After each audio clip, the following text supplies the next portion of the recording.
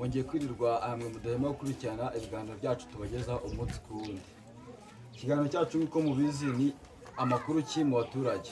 Uyu munsi rero twaje mu karere ka Gasabo mu murenge wa Ndera mu mudugudu wa Cyaruzinge mu kagari ka Cyaruzinge mu mudugudu wa Karubibi, aho tugiye kuganira n'abaturage ku bintu bigiye bitandukanye mu buryo babayeho, mu bijyanye no kwivuza no mu buryo bakoramo ibintu byabo. Twegereye umupapa ukuze ufite abana bashobora kuba ari bakuru baza kubimenya. Twatangira murahari abo muraho. Turabashimiye cyane ko mwifuje kuduha ikiganiro. Ikiganiro cyacu rero ni ikiganiro dukora kugira ngo igihugu kimenye ibiri mu baturage, kibashe kuba cyabikemura kugira ngo noneho igihugu gikomeze gitere imbere. Tubasanze mu mirimo, n'imirimo mukora buri munsi iminsi yanyu cyangwa hari n'imirimo mukora. Imirimo dukora ubu ngubu tubasha kuba twanabona ubu dufite ni ukubaza utugano tukatugurisha tukabonamo ikidutunga, kuko ntitugera munsi y'urugo ntitugera no haruguru y'urugo. Mugira munsi y'urugo kubera ikize kandi buri muntu wese yagombye kuba hafite? Impamvu tutahafite twatujwe mu mudugudu. Mwatuje mu mudugudu? Kandi umudugudu dutuyemo nta butaka dufite, ni nayo mpamvu nta n'imirima tugira. Niyo mpamvu nta mirima mugira, mukaba mwikorera utu tuntu. Tukaba twibariza ibishito dukuye mu migano. Ni buri munsi se cyangwa wenda nuko tubafutiranya aribwo muyirimo? Oya, niyo mirimo twifitiye niyo tubasha no kubona. Abakiriya baraboneka se? Gake ni buhoro nyine, nk'uko umuntu ashobora kubaza akavuga ati niba ntayigurishije muri karitsiye igomba kujya no mu isoko, isoko naho bakayigura.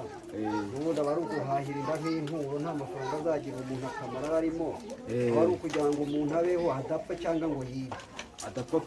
Ubundi cyane ubundi perezida wacu atubwira ati dukore amaboko mu mifuka, dukore kugira ngo igihugu gitere imbere n'abagituyemo babashe kugira ubuzima bwiza. Tukiri aho rero, tukiri ku buzima bwiza, ndagira ngo mbabaze ku kintu kijyanye na mituweli. Mituweli mwarazitanze? Mituweli ndayifite. Warayifite? Ndayifite, ni mu cyiciro cya mbere. Uri mu cyiciro cya mbere? N'abo bana barayifite se cyangwa wowe wenyine uyifite? N'abo bana barayifite, nabo bafite mituweli kuko bari ku cyiciro cyanjye, ariko harimo ntarashyira ku cyiciro cyabo bakibarwa kuri njyewe. Mituweli ubu ngubu kuva wayifata wayikoresha?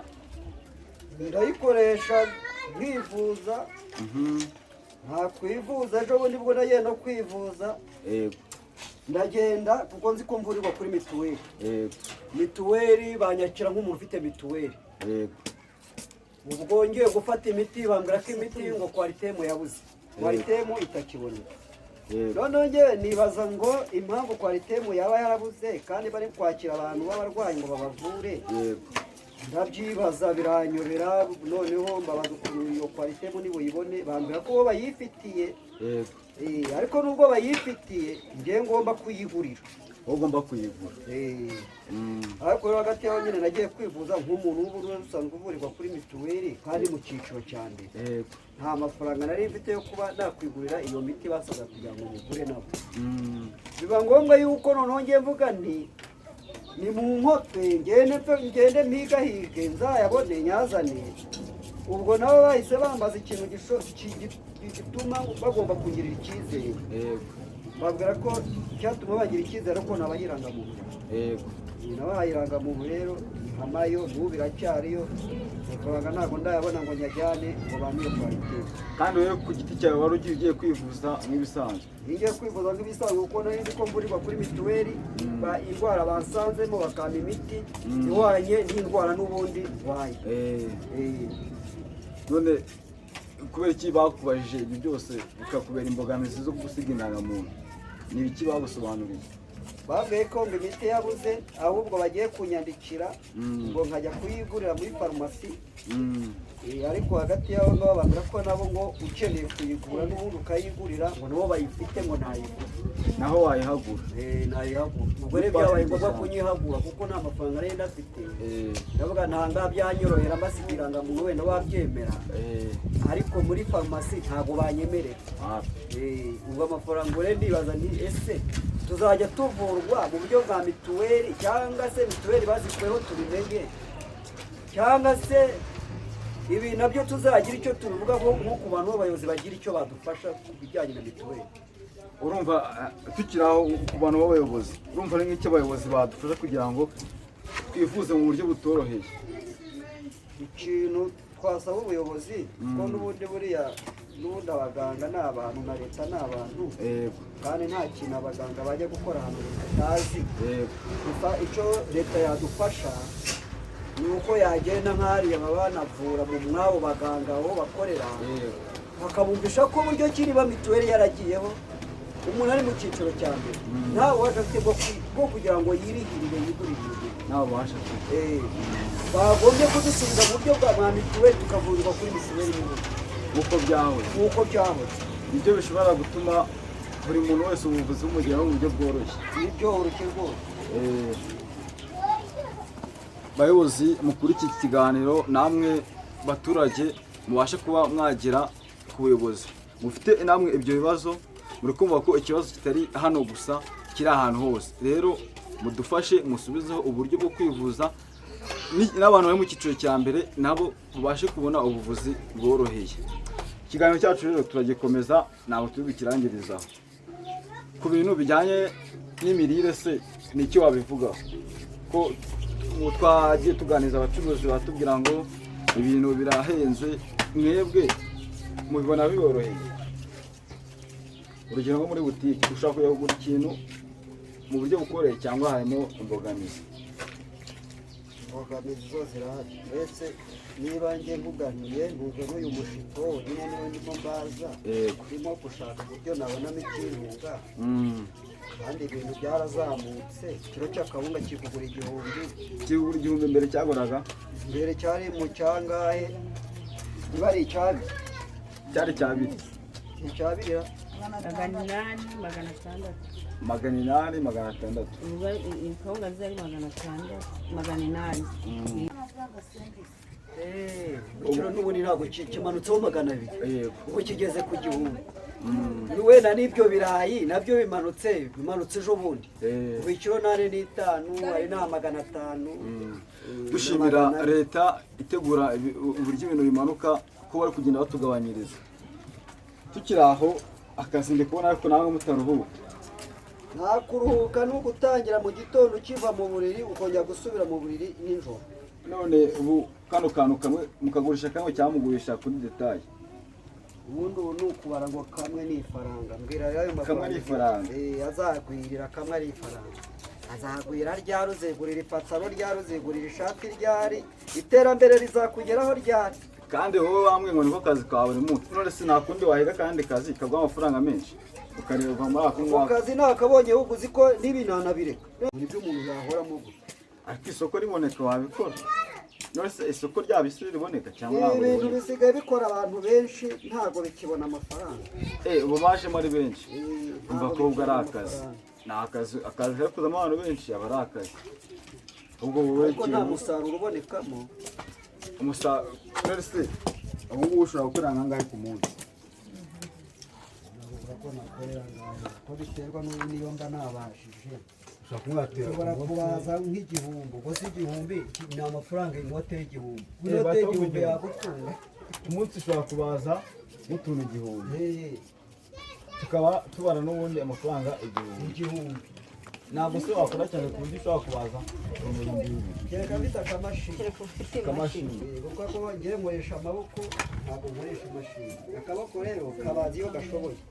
Wowe umaze nk'imyaka ingaho bikora, ariko uvuga ngo niko kazi nk'uko wambwiye ubyiruka ukahita ukazamo? Ntabwo mbikoze igihe kinini cyane. Ni nk'amezi ageze mu 8 biri hafi umwaka. birakabakaba umwaka. kuko aka kazi nagatangiye kugakora mfite akandi kazi nakoraga k'umutekano kandi k'umutekano nk'urusekirite baza kujya bampemba amafaranga nyine adafatika mbona nta mu mubare nayo nta kihamarira biba ngombwa ko bwihorera ubwo rero urumva ko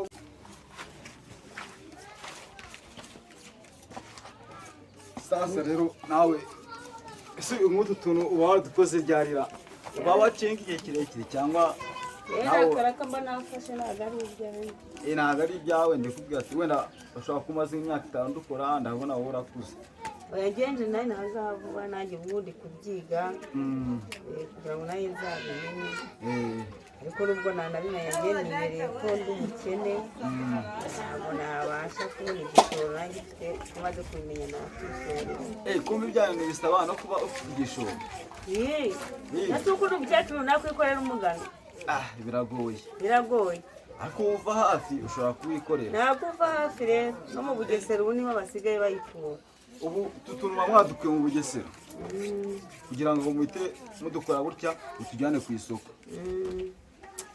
none se nize process cyangwa se inzira bicamo kugira ngo kamere gutya ukizana ikintu kinini ukagitema ngiriya urunguru nibwo use nk'ako ukuze ufata ikintu ukagitema ndinginga bagatema kandi nakubwiye ko ngewe ntari nkorera abandi abo dukorera rero baratema bakaduha tugasatura tuno tuntu tumeze gutya abo mukorera nibo batima bakabazanira mbere n'utuntu oya baguha ino ngeri ugasatura bayitemye ugasatura barangiza gusatura bayicamo kabiri ukayisatura ugakuramo tuno tuntu wowe ku giti cyawe ukabicamo kabiri ku giti cyawe wowe urasatura nyiri imigano niwe ucamo kabiri gutya wowe ugasatura tuno utuntu 100 ni igiceri cy'ijana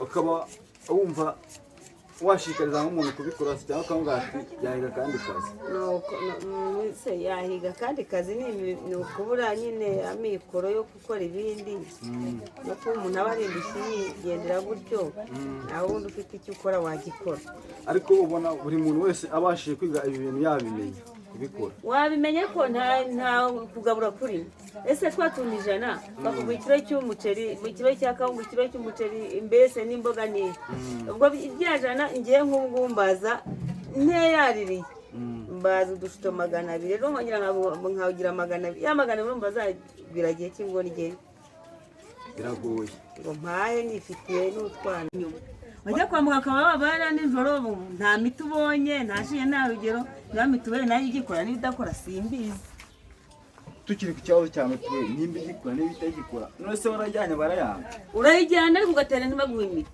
niba uvuze ati ni umutwe ni malariya baraguha umuti umwe wa mutwe utahane nanone ugumye urware nta kinini baguhaye cyawe ntibanakubwira ati ntabihari aya baguha utwo gusa bagapfunyika abafite amikoro rero bakabasanga bigire muri foromasiyo pirive bakajya kwivuza nka twabakeneye ntajya tureba ko tutagira amafaranga yo kujya muri pirive two kujya dupfa twishwe n'indwara kandi twitwa ngo leta iratwishyurira none se ubundi mwa kano kagari ka Cyaruzingi harimo buriya ugereranyije nk'amavuriro angahe njye ntabwo mbizi baza abangaba ngenda umucumbitsi naje vuba ngandi igenda yibungerera ngenda nibungerera niba aho dufite utwana dukambakamba tw'intabwa ndera ubwo nadusize mu rugo aho ucumbitse nza gukora kano karara rero muri ubu buzima nibwo bwa mbere muhaye umukoro ujya umenya amavuriro ari mu gace utuyemo n'ubwo yaba ari bushyashya kuko ushobora kugenda ugasanga ahandi bakinze uratashye kandi ahandi bakinguye gusa niba ugiye centre de santé baravuga ati centre de santé bari mu nzu baratuye ubu n'abandi natwe baratureba ubu nanjye arandeba ndabizi ubu nanjye arandeba aratureba iyo burya yabwiye bano bayobozi bani ngo ni akarere ni akagari niba uba yatureba mubyibuka neza ko turi mu karere ka Gasabo, umurenge wa Ndera, akagari ka Cyaruzinge, mu mudugudu wa Karubibi. yewe nanjye ndizeye ngo arandeba nanjye azanyibuka. Nshongore turirimba mazi idasumbwa, tuzahora turirimba.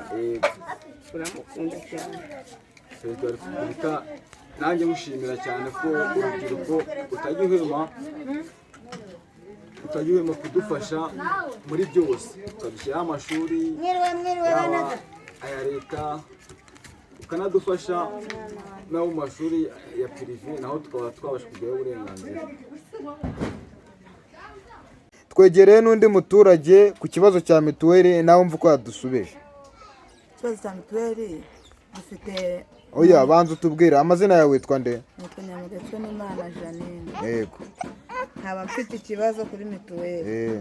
Mfite umwana ufite imyaka 7. Ndi mu cyiciro cya mbere. Umuntu turi kumwe tumaze imyaka 10 tutabana. Nkajya kusaba ngo bankureho mbona uko nshirishaho umwana bakabyanga. N'umwana banze kumushiraho. Ikibazo mfite ubwo mwana agize ikibazo agakomereka namuvuza gute? Kandi abayobozi baranze kumuvuga, baratubwiye ngo ntago bamushiraho, ngo papa turi kumwe ku cyiciro ngo atari papa wiwe. Kandi nkasaba ngo bankureho cyangwa bamukureho nyuma nuko nshiraho abana bakabyanga. Kandi n'uwo mupapa muri kumwe ubu ngubu we yemera ko umwana wamushyiraho nta kibazo. Nyine njye nibankura ku cyiciro nzamushiraho. Cyangwa uwo turi kumwe bakamukuraho njye nkasigarana n'abana kuko ni umugabo afite imbaraga. Icyo kintu rero nasaba ngo munsabire leta ya mituweli nyine kugira ngo tubone abana uburyo abana nabo babone ubuvugizi kugira ngo babone mituweli kugira ngo tubone uko twabavuza. Nusaba leta nuko baguha ubuvugizi umwana wawe akajya kuri mituweli. Ubwo icyiciro cyawe bishatse kuvuga ngo uwo mwana wawe ntago akiriho. Umwana mfite imyaka 7 ntago akiriho. Abandi bari ko bakiriho. Turiho turi abantu 3. Ikintu nsaba leta ndasaba ko uwo mugabo tubana ku cyiciro bamukuraho hasigaranaho umwana tufitanye, nkashiraho abandi nabyaye badafite mituweli. We nicyo kintu usaba leta. Reka tubaze undi muturage twumve ukuntu ibibazo bya mituweli byugarijwe muri iki gihugu bimeze.